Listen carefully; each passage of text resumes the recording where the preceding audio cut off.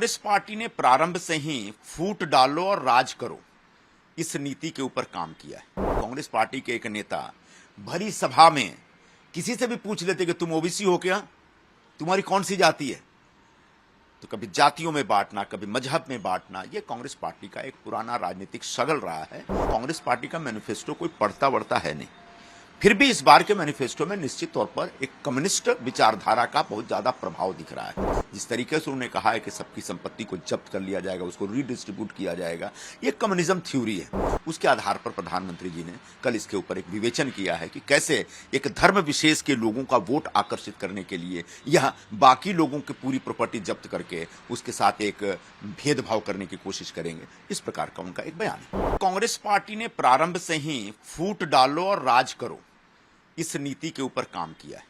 समाज को धर्म में, जातियों में बांट करके देखना और उसके आधार पर वोटों की पॉलिटिक्स करना कांग्रेस का एक पुराना इतिहास रहा है और उसी का रिफ्लेक्शन है प्रधानमंत्री जी का जो पूरा भाषण है। जो एक डिवाइड एंड रूल वाला जो मामला है, उसको आप अगर देखेंगे तो देश जब आजाद हुआ तो विभाजित हो गया था, सत्ता के लिए ही तो देश को तोड़ दिया गया।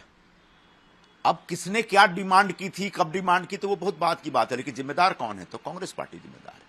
आज भी जिस तरीके से कांग्रेस पार्टी के एक नेता भरी सभा में किसी से भी पूछ लेते कि तुम ओबीसी हो क्या, तुम्हारी कौन सी जाति है, तो कभी जातियों में बांटना, कभी मजहब में बांटना, यह कांग्रेस पार्टी का एक पुराना राजनीतिक शगल रहा है और उसके ऊपर निश्चित तौर पर लोग नाराज रहे हैं और उसकी नाराजगी सामने दिखती है।